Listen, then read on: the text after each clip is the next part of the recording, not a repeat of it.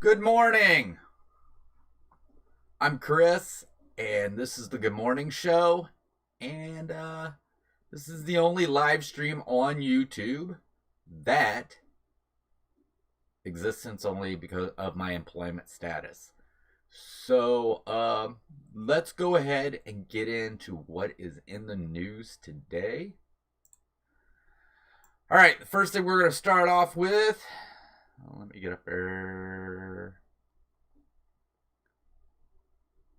is the famous TV actress who wants to play She-Hulk. Would Marvel Studios pick her? Let's go ahead and take a look. And this comes to us from Showbiz Cheats. While Bruce Banner's Jade Giant has been in the Marvel Cinematic Universe for quite some time, first as Ed Norton and then as Mark Ruffalo, his cousin will soon be swooping in to take on some of the smash and stomp responsibilities. While Mark Ruffalo's Banner may still be part of upcoming MCU projects, Jennifer Walters' entrance will likely pave the way for his departure. Banner is one of the only original 6 Avengers whose upcoming narrative doesn't explicitly suggest a farewell. The Black Widow movie is a prequel since Natasha died in Endgame. Hawkeye will introduce Barton's successor, Kate Bishop, and Thor: Love and Thunder will feature Jane Foster's Mighty Thor. You get the idea. While fans are excited to see Jennifer Walters join the MCU via a Disney Plus series, Marvel Studios has yet to announce who will be taking on the role. Yet, if a famous TV actress gets her way, the opportunity will wind up on her desk. So could Kevin Feige wind up on her desk. So, could Kevin Feige and company turn Angie Harmon into the next Jade Giant? Angie Harmon, formerly of Rizzoli and Isles, wants to play She-Hulk. Angie Harmon is best known for playing Detective Jane Rizzoli in the former hit TNT drama Rizzoli and Isles. Prior to Rizzoli and Isles, she starred in Law and Order and Women's Murder Club. She also appeared in Agent Cody Banks and Fun with Dick and Jane. Though making a few cinematic appearances, she has developed recognition via the small screen, rising to fame on the back of Law and Order and Rizzoli and Isles. And I think she looks like she would be a great She-Hulk. When Harmon visited Conan O'Brien back in 2012, O'Brien explained how he discovered the actress was interested in playing the part, if such a part ever became available. O'Brien presented an image of the hero, and Angie Harmon immediately got excited, yelling, look at her, she is so slammin', I can't." Angie Harmon went on to note that she's incredible, she's amazing, she wants to play the character, and goes on to explain that it started very innocently as a thing on Twitter, but it became much more fast. So would the MCU hire Angie Harmon? Is she right for the role? I mean, I can see in the appearance, actually I have a picture on here that I can't bring up right now, of her next to the She-Hulk character, and I could see her actually playing the She-Hulk. That would be really exciting too, and I hope it works out for her. All right, let's see. All right, so we got something on Google here. Google suddenly confirms surprise Google Photo Service cancellations. Google suddenly confirms surprise Google Photo Service cancellations. Just 4 months after launch, Google is already saying goodbye to its most baffling Google Photo Service. At the end of the month, Google is ending its automatic photo printing subscription service. The February selected US-based Google Photos users were invited to join a trial service that each month automatically selected and delivers 10 of their best photos in the form of physical prints. The free trial was due to be replaced by a $7.99 monthly subscription on July 1st, 2020. However, according to a report in Droid Life, Google has now sent out an email to subscribers explaining that the service is now to be discontinued on June 30th. Well, I've never taken advantage of this, but it sounded like it would be really something neat. Maybe it's like it didn't get very good publicity is the reason. I don't know. All right, moving on to more news. We have some sports news, and this is on Michael Jordan. Let's see, and it comes to us from Essential Sports. Incredible stats and records which prove the Wizards' stint of Michael Jordan was heavily underrated. When we look back at Michael Jordan as an NBA legend, his 2 years in Washington Wizards isn't a talking point ever. A lot of times it's considered an unnecessary part of his incredible career. But if we take a close peek at those final Jordan years, he was ruling the NBA at that time as well. In 2001, Michael Jordan was back in the basketball business after his second retirement. The first season for the Wizards went a little patchy for him despite a knee injury. He averaged more than 22 points a game, 5 rebounds, and 5 assists per game in the 2001 to 2002 season. Jordan was among the best at that time as well, with new young players coming in the league. He was insane at the age of 40 years. In the last season of his career, Michael was among the only 11 players in the league who averaged at least 20 points, 6 rebounds, and 3.5 assists. Even when he was making records and setting an example on the court from the Wizards roster, he was the only one who played all 82 games of the season. The team finished at 37-45 in the season, way better than the previous year. Michael Jordan was breaking records at the age of 40 years. In 2002 season, Michael dropped 340 or more point games. That was more than Dirk Nowitzki and Ray Allen, who were touching the prime time of their career. In total, in the 2 years with the Wizards, he had 8 such games. The recent powerhouse players, Kawhi Leonard and Jimmy Butler, hold 6 and 5 in their entire career, respectively. The 6-time champion was shooting at an average of 50 from the field, despite not being at the top of his career numbers. He was an asset to the team even then. In the 90s, when Chicago Bulls star was ruling the NBA world, his clutch shot formed a tremendous part of his career history, even in his last 2 years of basketball. He grabbed such moments that are everlasting. In 2002, it was Wizards versus Cavaliers, where MJ's team was behind by a point and 1.6 seconds were left. Michael hit a mid-range jumper right into the basket to win the game. Many would remember the game in his first season with the Wizards. Jordan was dealing with an injury, and after a rough phase, he was back scoring 51 points against Charlotte Hornets. That's when he became the oldest player to join the 50-point club in the NBA history. Michael Jordan's game never weathered across 15 seasons of basketball. He gave sensational performances till the end of his legendary career. It's beautiful how he maintained his charisma after all those years of excellence. To me, Michael Jordan he will always be the player. I mean, I know people love Kobe Bryant. I know people love LeBron James. And I see that they perform at a high level, but I just don't feel like they ever will reach the level of Michael Jordan. Michael Jordan is one of the greatest, if not the greatest basketball player to ever play. All right, on to more entertainment news. Let's take a look. The Office. This cast member never broke character by laughing. He was unbreakable. Let's see. And this comes to us from Showbiz Cheat Sheets. When it comes to a show that is as downright hilarious as The Office, the cast is bound to struggle with staying in character all the time. Between the incredible improvisation, skills the most of the actors. Hey, big Disney fan, thanks for joining me. The actors come equipped with and the impeccable talent of the writers. There were a lot of funny moments throughout the show's 9 seasons. While the moments are hysterical for fans, they were even more hilarious for the Office cast to act out. One episode of The Office that was particularly hard to shoot came during the show's 4th season, Dinner Party.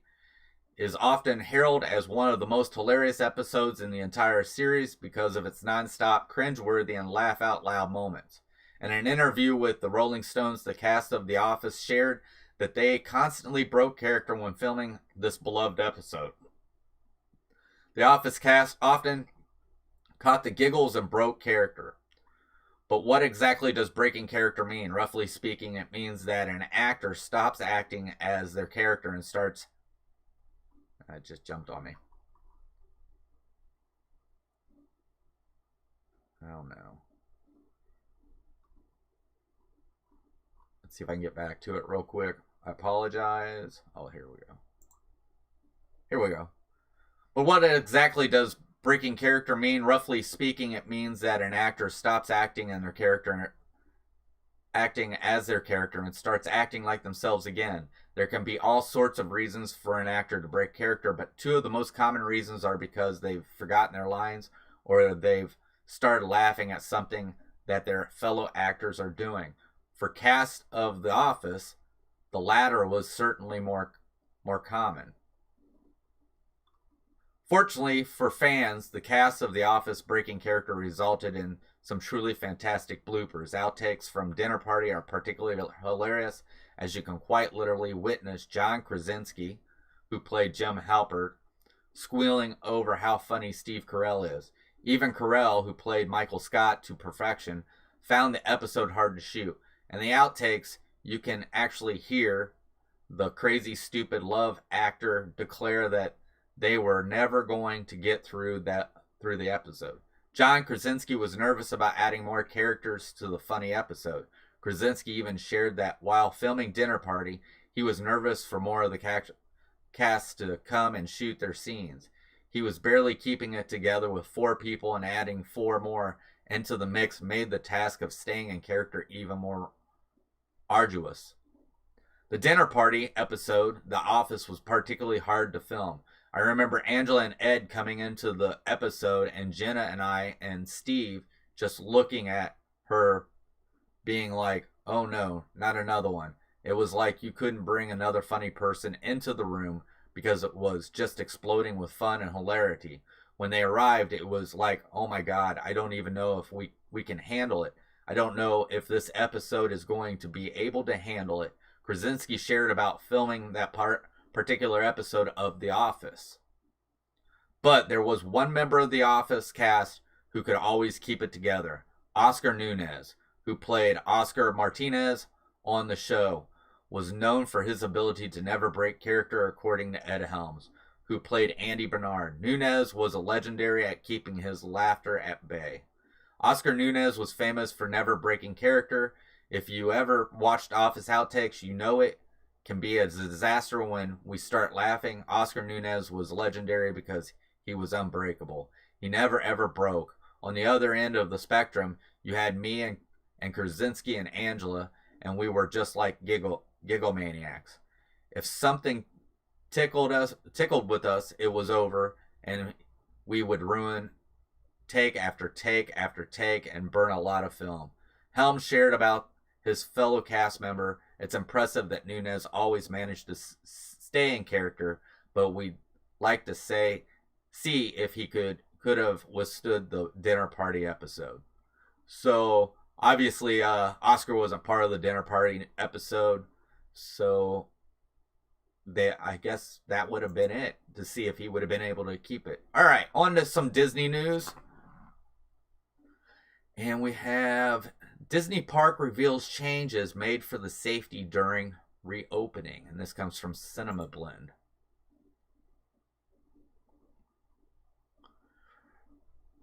Being a part of the leadership team behind Disney Parks is not an viable position right now. There have been a number of factors to consider as they try to plan when they are can safely reopen Walt Disney World and Disneyland and their other theme parks around the world.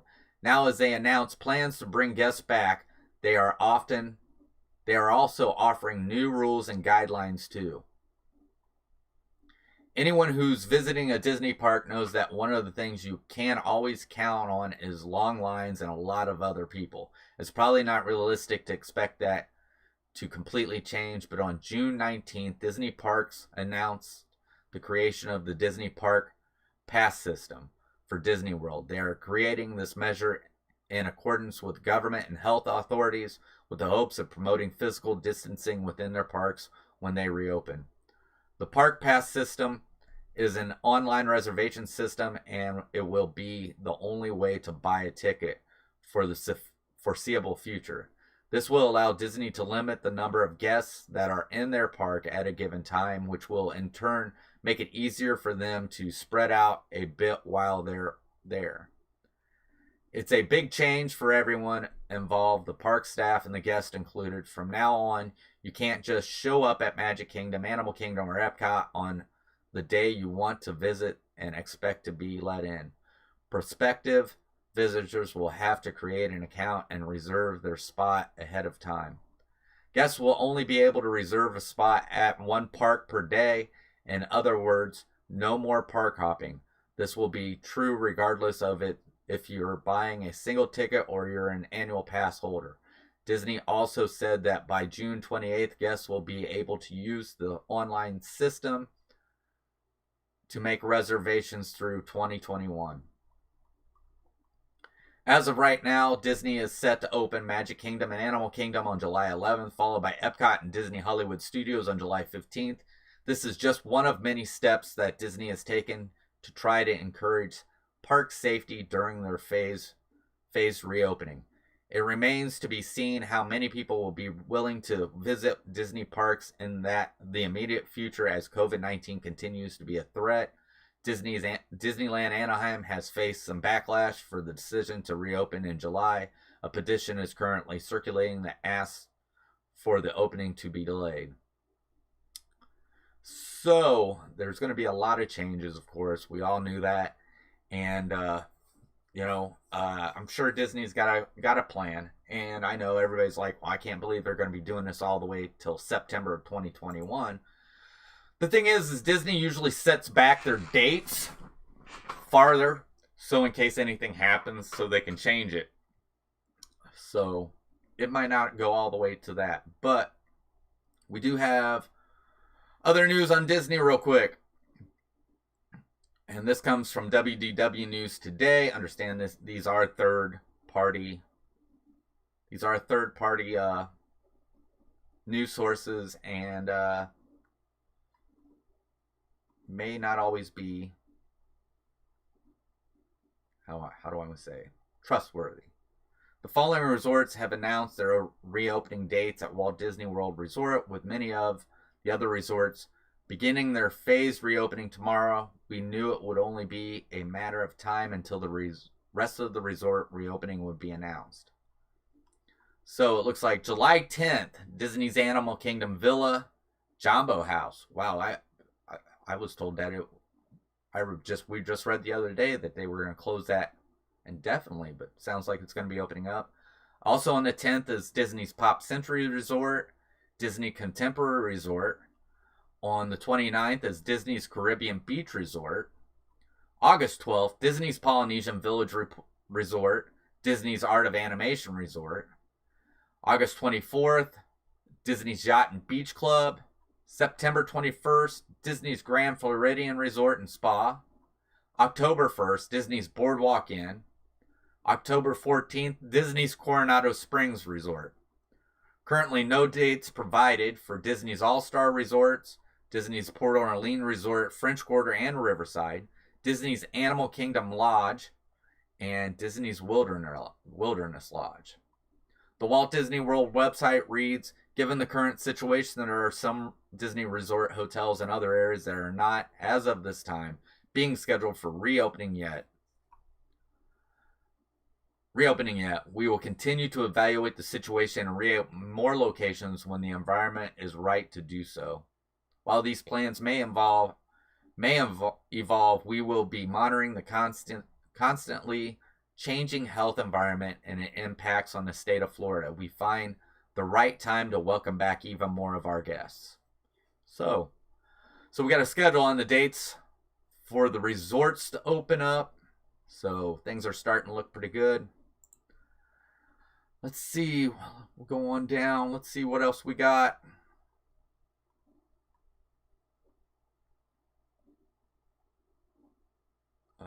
Let's see. How about this? Pete Davidson, he's one of my favorite characters from SNL. And this is on his new movie. The King of Staten Island star Pete Davidson explains why Adam Sandler is definitely the best. Saturday Night Live star Pete Davidson is making the leap to movie. I think we already did this, tell you the truth. This is about, it was about Pete Davidson and Adam Sandler doing a song together. So let's go on down. All right, here we go. This is Marvel, some Marvel moves. All right. Marvel is beginning to lay the groundwork for their greatest villain in the MCU. Perhaps the most exciting thing about Disney's purchase of Fox and those Marvel characters returning home isn't so much the X-Men, but rather Marvel's greatest supervillain having the chance to be done right for the first time. Roger Corman's Fantastic Four in the 90s gave us a decent Doctor Doom, but most audiences are more familiar with the botched Fox attempt at the character. But now Kevin Feige and Marvel Studios are preparing to give the best comic book villain the respect he deserves. Something Fox sort of ignored about Doctor Doom was the country of Latveria. Sure, there were nods to it in the movies, but you never saw Doctor Doom ruling over his country or even the country at all. It sounds like that won't be an issue in the Marvel Cinematic Universe, as we will see major Latverians other than Doom introduced, perhaps even as a way to set up the big guy. You know how Marvel likes to play the long game and set things up in advance. Which brings us to the subject of this whole story. I've learned that Marvel Studios is planning to introduce Lucius von Bardos to the MCU. In the comics, she's actually the successor to Doctor Doom after he was disposed as the leader of Latveria and even used the Doctor Doom name for a time. As we haven't been introduced to Doom yet, it's possible Lucius von Bardos could be used as a way to introduce Latveria, perhaps even as its prime minister, as in the comics, who then would be replaced with Doom. However, she's used in the MCU that they're wanting to bring in a character like Lucius von Bardos shows that Marvel Studios knows that there is a lot more to Doctor Doom than him just screaming Richards all the time, fleshing out Doom with supporting characters like Lucius von Bardos, and similar to how they built up Wakanda before Black Panther was introduced in Civil War. It's really starting to sound like Doom is very close to making his long-awaited debut in the MCU, and movie audiences will finally be introduced to the greatest comic book supervillain of them all. So I'm kind of excited for this. I've noticed that Fox didn't do a really good job with Doom, so it seems like that's something that really needs to be changed, because Doctor Doom was such a great character in the comic books. He needs to be better represented in the movies. So here we have some news that's a little closer to me, and it comes to us from CNN. Thousands signed petition to rename Columbus, Ohio to Flavortown after native son Guy Ferrari. The city of Columbus, Ohio has already vowed to bring down its statue of Christopher Columbus, but thousands are hoping to erase the city's connection to Columbus' legacy even further by renaming it to Flavortown in honor of Columbus native Guy Ferrari. As the widespread conversation around police brutality and racial inequality continues into another week, Statues of Columbus are being brought down across the nation to bring awareness to the cruelty he brought upon indigenous people. Columbus Mayor Andrew Ginther announced earlier this week that the statue outside City Hall would be removed and placed in storage. For many people in our community, the statue represents patriarchy, oppression, and divisiveness. That does not represent our great city, and we will no longer live in the shadow of our ugly past, Ginther said in a statement, according to CNN affiliate WDW. All right, well, here's the thing. All right, I really don't like the removal of statues. I understand that the history of Christopher Columbus has shown to be a very violent one and stuff like that. But the thing is if it's been always said that if you try to forget the past, then you are doomed to repeat it. So I don't know what they would do with the Christopher Columbus statue. I mean, I know a lot of our Italian Americans still want the Columbus statue up. I think, looking at, he did discover the New World, sort of. But I don't know why we would take it out on statues. So, I mean, there's a lot of this, I think, that needs to be thoroughly looked into. Of course, that does come from CNN, who is a little biased towards one side. And normally I wouldn't read that because I don't like to go on that. All right, Star Wars, and this kind of is on probably from a book or something like that, had to do with the prequels, and it comes from Screen Rant. How Padme almost ruined Palpatine's Sith plan before Phantom Menace. Padme was the fierce and independent queen of Naboo, and Star Wars has revealed she almost scuppered Palpatine's plans. The latest Star Wars tie-in has revealed how Padme Amidala almost ruined Palpatine's plans. Padme Amidala was aged just 14 years old when she became Queen of Naboo. Naboo is a curious world, sometimes described as a constitutionally monarchy. The Queen is actually an elected official with broad powers and a responsibility for overseeing the government. Given this context, as young as Padme may be in Star Wars Episode 1, The Phantom Menace, she clearly a force to be reckoned with. After all, she has successfully won an election, and there can be no doubt she acquitted herself well against older and more experienced opponents.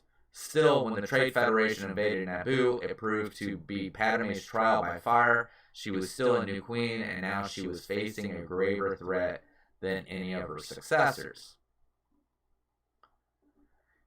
E.K. Johnston's recent novel, Queen's Shadow, reveals Padme's actual forced Palpatine to accelerate his plans in order for the Trade Federation to invade Naboo. At the time, he was conducting a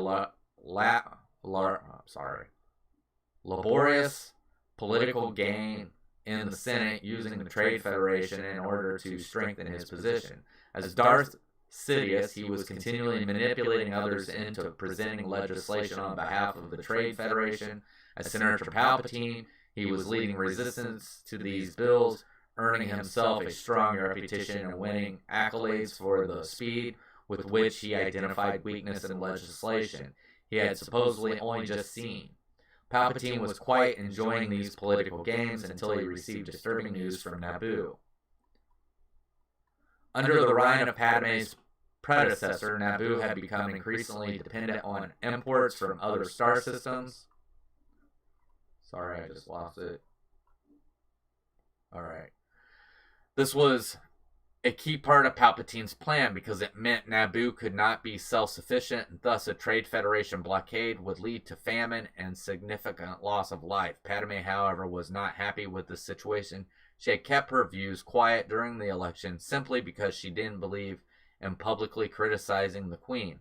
No sooner had she taken the throne, though, than Padme began to reach out to other planets in the Naboo system proposing increased internal trade. She presented this to Palpatine and indeed to her government as something of a fait accompli. Thus, Palpatine was forced to accelerate his plans, ensuring the Trade Federation attacked before Padme's reform had time to take effect. It was a gamble, but fortunately for Palpatine, it paid off. Darth Sidious should have seen this as a warning. No doubt Padme had assumed a young queen would be easily to manipulate, but Padme was a strong and confident teenager with a mind of her own. She was causing Palpatine's problems within the days of taking the throne. She would continue to do so throughout her life, whether as queen, senator, or wife of Anakin Skywalker. So, I mean, Padme Amidala, I believe, was a great character in Star Wars, and I mean, this was proving that she was not, as queen, even at a young age, she was one to be recognized. And I mean, that did show the reason why she went on to become a senator, because of what she was able to do for the planet Naboo. And Natalie Portman, I think, did a really good job of playing her. And I just don't see it any other way. I couldn't see Queen Amidala being played by anybody else. So let's go on. So we've got some Funko Pop news. So let's see. And this comes to us from... Uh-oh. I just lost it.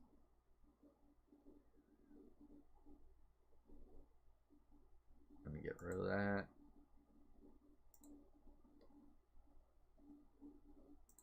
Alright. Funko announces Marvel Blacklight series exclusive to Target. Funko has finally announced the upcoming Target exclusive Marvel Blacklight series pops. These pops have been rumored for quite some time, with the occasion leaks here and there. So finally Funko has officially unveiled this new series, as well as all of the other goodies. Coming to that include shirts, hats, backpacks, and more. All of these figures are stated to release tomorrow, June 21st, 2020. So that was yesterday, actually.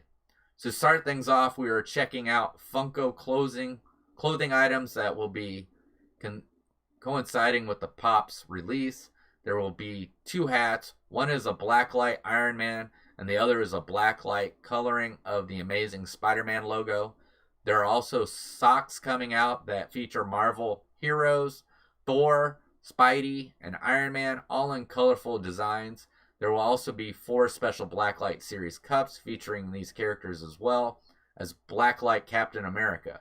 Something new that will also be dropped in this Funko Pop Marvel Blacklight series is 3 backpacks, each one featuring a special Blacklight design, and they are an upside down Spider-Man, Cosmic Iron Man, and another featuring 4 characters in comic panels and theme design. The montage comic book backpack design is also the same, the one of the upcoming Pop tees. We will also be seeing a Pop way to get the Funko Marvel Blacklight Amazing Spider-Man Pop, as he is not getting a solo release. The other 4 Marvel characters that are getting released are Captain America, Iron Man, Thor, and Doctor Strange. Each one is brightly colored and feature a new black Funko Pop box design. So I'm looking at them, and they look really neat. So I don't know if you have to have a black light to make them do that, or if they just automatically just look like that in the dark, if they glow in the dark. But they look pretty cool. I like them. I don't have any Marvel Funko Pops. Most of mine are Disney or Star Wars. So, all right. So we've come to what we were, what's at the title. And this is the full list of attractions, entertainment, and shopping that will be available upon Walt Disney World Resort theme park reopening. So let's go ahead and take a look. And this comes to us from WDW News Today. All right, full list of attractions, entertainment, and shopping that will be available upon Walt Disney World Resort theme park reopening. If you're curious about what attractions, entertainment, and shopping experience will be available once the Walt Disney World Resort theme park begins to reopen, thanks to our friends on Twitter, Scott Gustin, we have a full list for each park. So for Magic Kingdom, the attractions will be It's a Small World, the Astro Orbiter, Big Thunder Mountain Railroad, Buzz Lightyear Space Ranger Spin, Country Bear Jamboree, Dumbo the Flying Elephant, Jungle Cruise, Liberty Square Riverboats, Mad Tea Party, Mickey's PhilharMagic, Peter Pan's Flight, Pirates of the Caribbean, Prince Charming's Regal Carousel, Seven Dwarfs Mine Train, Sorcerers of the Magic Kingdom, Space Mountain, Splash Mountain, Swiss Family Robinson, Swiss Family Treehouse, the Barnstormer, the Hall of Presidents, the Haunted Mansion, the Magic Carpets of Aladdin, the Many Adventures of Winnie the Pooh, Tom Sawyer's Island, Tomorrowland Speedway, Tomorrowland's Transit Authority People Mover, Under the Sea Journey of the Little Mermaid, Walt Disney's Carousel Progress, Walt Disney Enchanted Tiki Room. I didn't notice that some that weren't on there. I didn't see the Winnie the Pooh ride. Entertainment will be Main Street Philharmonica, character cavalcade throughout the day with guests' favorite Disney friends appearing along the parade route, which will include the Royal Princess Processional, Mickey and Friends Cavalcade, Fantasyland Friends Cavalcade, a Goofy Cavalcade, Tinkerbell and the Lost Treasure. Shops, Erebus Brothers, Baby Care, Big Owls, box office gifts, Buzz Lightyear, Space Ranger Spin photos. Hey, how you doing, Myers and the Mouse? Thanks for jumping in. Crystal Arts, the Emporium, Fantasy Fair, 100 Acre Goods, Island Supply by Sunglasses Hut, Main Street Confectionery, Memento Mori, Mickey Star Traders, Plaza del Sol Carib Bazaar, Rubio Arts, Sir Mickey's, Splashdown Photos, Strollers and Wheelchairs, the Chapeau, Tomorrow Light and Power Company, TTC Carts and Wheelchairs, Uptown Jewelry and Cinema, and Yo Christmas Shop. Thank you. Thanks for sharing me out. All right. And then the attractions for Epcot that will be opening will be Awesome Planet, Canada Far and Wide, Disney and Pixar Short Film Festival, Friendship Lagoon Boats, Frozen Ever After, Grand Fiesta Tour starring the Three Caballeros, Impressions de France, Journey into Imagination with Figment, Kid Cot Modified, Living with the Land, Mission Space, Reflections of China, Soaring Around the World, Spaceship Earth, Test Track, The American Adventure, The Seas with Nemo and Friends, Walt Disney's Imagineering presents the Epcot Experience. So those are the attractions for Epcot when it finally opens. And for entertainment, American Gardens Theater presents, featuring popular Epcot performers such as Jamators, Mariachi, Cobre. What was it? Rank for you for bobbing that. Thank you, Myers and the Mouse. Let's see. Characters cavalcade throughout the day featuring favorite Disney friends traveling around World Showcase. Promenades include Frozen Promenade, Mickey's Friends and World Tour, Princess Promenades. And then for the shops, African Heritage, Erebus Brothers, Art of Disney, Baby Care, Canada Cart, China Kiosk, Disney Traders, Galleria des Halles, I might be pronouncing these bad, Gateway Gifts, Gloss Onda, Porcelain, Imageworks, Caramel Couche. You have, but I'll go back and I'll read them over again real quick. All right.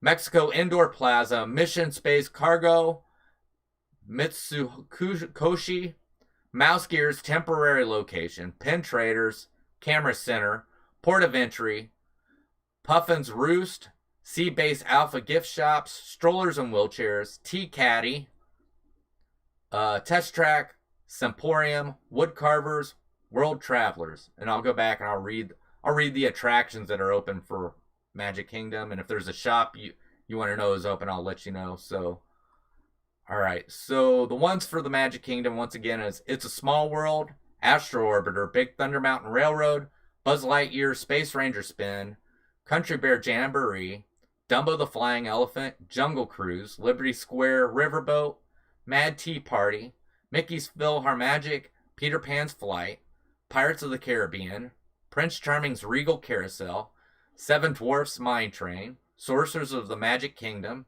Space Mountain, Splash Mountain, Swiss Family Treehouse, The Barnstormer, The Hall of Presidents, The Haunted Mansion, The Magic Carpets of Aladdin, The Many Adventures of Winnie the Pooh. Oh, there it was. I didn't see it the last time.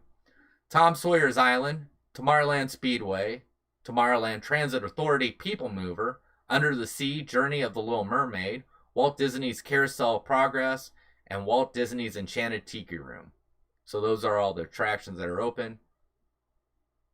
Oh, that's no problem. All right, so we did Epcot. Let's go on down, and I believe we should have Disney's Animal Kingdom. So the attractions is Affection Section, Avatar Flight of Passage. That's funny because I heard that one wasn't going to be open when it first opened up, but it looks like they must have figured out a way how to do it.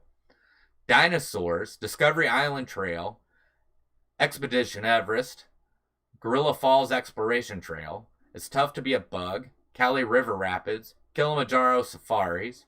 That one would seem to be a hard one to keep people apart on the Kilimanjaro Safaris. I'm surprised that's one of them. Maharaja Jungle Trek, Navi River Journey, the Animation Experience at Conservation Station, the Oasis Exhibit, Triceratops Spins, Wilderness Explorers, and Wildlife Express. I believe character cruises throughout the day with guest favorite Disney friends appearing in boats around Discovery Island, including the following: Discovery River Character Cruise, Discovery Island Drummers, Donald's Dino Boat Bash, and Mickey and Friends Flotilla. Yeah. Flights of Passage is probably my second favorite ride there at Animal Kingdom. But yeah, I actually seen they actually said they didn't think it would be able to open because they wouldn't know how to clean it. But I thought, they've got so many of those that, you could always have one down for cleaning and then have you could alternate between two, have one that's up and running, have one that's cleaning, and then back and forth. They just wouldn't be able to run as many people, but then again, they're not going to have as many people in there as well. All right, so for shops, it's going to be the Africa Hub Cart, African Heritage Wood Carving, Baby Care, Chester and Hester's Dinosaur Treasures, Discovery Trading Company, Garden Gate Gifts and Strollers, Kilimanjaro Safari Cart, Mandala Gifts, Mombasa Marketplace, Out of the Wild, Circa Zong Bazaar, the Dino Institute Shop, Wind Traders, and that's it. Yeah, I've not gotten a chance to be on Rise of Resistance yet, so we're still thinking about going down next month. My daughter, who's a cast member, obviously, that, has told us that she can at least get us into, she believes, 2 parks if we go down. And it would actually be a cast member preview, so it would be actually before the park actually is open to the public. But due that it's like really, not a lot of notice for us, and the work schedules and stuff like that, we don't know if we're going to be able to do it. So, and I don't even know and my wife, she's a little worried of leaving. We're in a low risk state and Florida's a high risk state. And, she doesn't know if she wants to take that risk to go down there just to be able to see Disney World in a way that isn't normal to us. Right. Yeah, I know, but like I said, I don't know if we'll be going. So, but let's see. Okay, so we got Hollywood Studios. So the attractions open at Hollywood Studios is going to be Alien Swirling Saucers, Lightning McQueen's Racing Academy, which I really think they could shut that down and nobody'd even notice. Mickey and Minnie's Runaway Railway, which I have still not watched the video on yet. I want to see it for the first time. I wish I would have done that with Rise of the Resistance, but I've seen videos on Rise of the Resistance. Millennium Falcon Smuggler's Run, Muppets Vision 3D, Rock and Roller Coaster starring Aerosmith, Slinky Dog Dash, Star Tours The Adventure Continues, Star Wars Rise of the Resistance will be open, The Twilight Zone Tower of Terror, Toy Story Mania, Vacation Fun at Mickey's Shorts Theater, which was, I don't know if that opened up before they closed, but I knew that was coming, and Walt Disney Presents. The entertainment, character cavalcades throughout the day, favorite Disney friends appearing along Hollywood Boulevard, including Disney Junior Star Motorcade, Mickey and Friends Motorcade, Pixar Motorcade, which really the next time we went down kind of took away my whole idea for a video, which I wanted to do a video where we went and seen how many different characters we could meet, and now, let alone they took away, there's no park hopping now, so hopefully park hopping will come back in the future. I really hope so, because what it really helped us, like when we missed things at certain parks, to have that last day where we would go from park to park and just make up the things that we'd missed. So let's see. The shops, Celebrity 5 and 10, or we call it 5 and Dime, Crossroads of the World, Doc Ondar's Den of Antiquities, which to me is now my favorite store there. Droid Depot Experience, Droid Depot Store, In Character, Legends of Hollywood, Mickey and Minnie Runaway Railroad, Mickey's of Hollywood, Movie Land Memorabilia, Once Upon a Time, Sid Cahuga's One of a Kind. I don't even know where that's at. Rock Around the Shop, Rubio Arts, Stroller and Wheelchairs, Tatooine Traders, The Market, Tower Hotel Gifts, and Toy Story Mania Shop. And Disney Hollywood Studios will be reopening on July 15th. So Animal Kingdom, or that's also Epcot, and Hollywood will be open on July 15th, where Magic Kingdom and Animal Kingdom open on July 11th. So it looks like when they open up, most of their attractions are going to be up and going. So, and yeah, Myers and Mouse. I would like for my wife to decide that we could go down. My daughter says she can get at least 3 of us in, so that if my youngest daughter would go with us, that would be all 3 of us. But I don't think she wants to go, so it would just be me and my wife. But I don't even know where we would stay. We would probably have to stay with my daughter, and she's got roommates, and I don't know how they feel about that. I've stayed with her once. I went down for the cast preview of Galaxy's Edge, and I slept on a blow-up mattress while I was there, but I was only there for a few days. So let's see if we got anything else going on. Let's see. Amazon. I'm looking to see.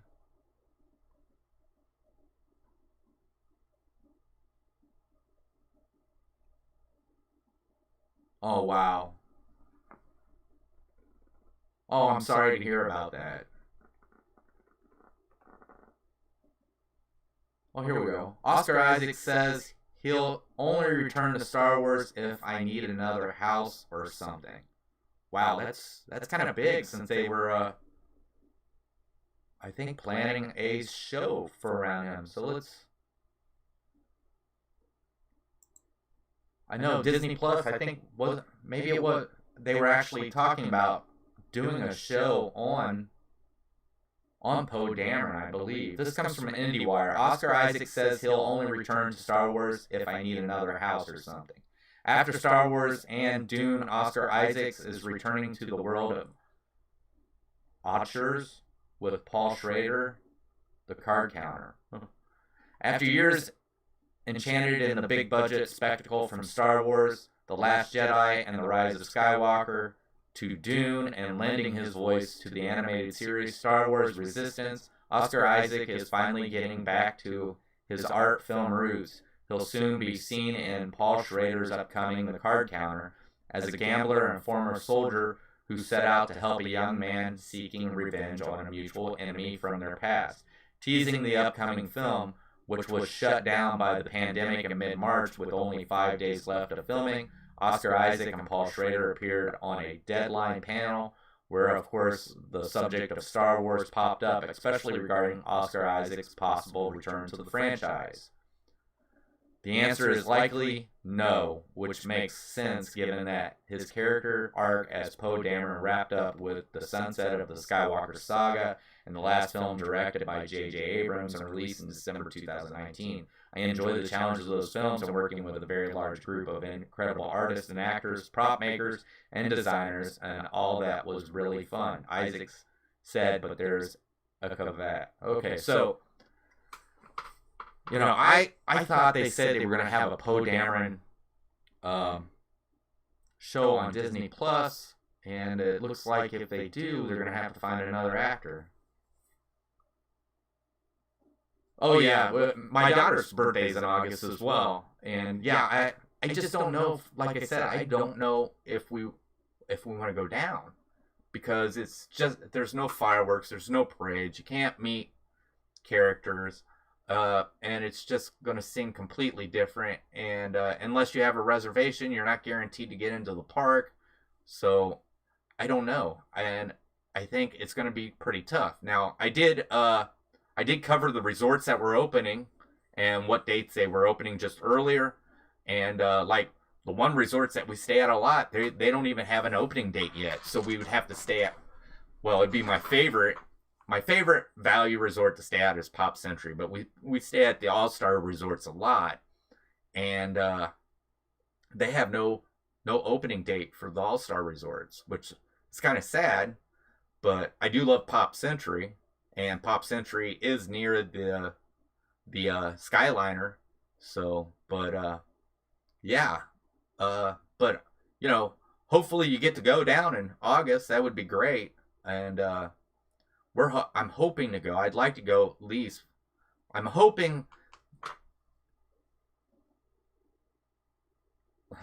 Yes, it is still Disney. It's just, it's hard to imagine going to the Magic Kingdom without being able to see Happily Ever After, and which is really we hated to see Wishes go, and the first time, right? Pop is a great one. We hated to see Wishes go, and I think the first time we seen Happily Ever After, we watched it on YouTube, and for some reason we just wasn't impressed with it. And then when we went, it was like you had to see that live and able to get, you know, the appreciation for that show. And to me, after seeing it live, it's now way better than what Wishes was. I still love Wishes, and wish they would bring it back maybe every once in a while. But yeah. That's one of the things. I don't know if I want to wait until they're somewhat back to normal. I know things aren't going to be normal. Things are going to change, but they're going to be, when they do get back completely, they're going to be better than what they will be, hopefully. And I'm hoping that September 2021 for making the reservations, I'm hoping that's only pushed out that far, so if Disney didn't push it out far enough, they wouldn't have to push it back. And I know Disney does that sometimes, where they'll set a date way far back, and then sometimes they'll move it ahead instead of having to push it back. So, but I think that's going to do it for us today. We covered a lot of news. We covered, let's see, the actress that wants to play She-Hulk in the MCU. We covered the Google's cancellation of its Google Photo service. We covered The Office, the character that never broke character by laughing. We covered the Disney park reveals change made for safety during reopening. What else did we cover? Looking through. Oh, we covered Doctor Doom going to be introduced into the MCU, and it looks like it might be a slow build-up, like what they did with Thanos, is what it's starting to look like. We covered Columbus, Ohio, looking to change its name to Flavortown. I don't see that happening. So we covered Star Wars news. We covered the release of the Marvel Blacklight series for the Funko Pops. And the full list of attractions and shopping for Disney. And we also did the resort openings. So I think that's going to do it for us this morning. Once again, good morning. And I hope you all have a very fun day. And don't forget to hit that like button. And if you're watching us in the replay, don't forget to, once again, hit the like button. And leave me a comment on what you think about some of the stuff that we talked about today. And if you're new to the channel and you like the content, please hit the subscribe and the notification bell so you know when we go live or post a video. But as for that, this is going to be it. I hope to catch you tomorrow morning. So we will see you later. Bye.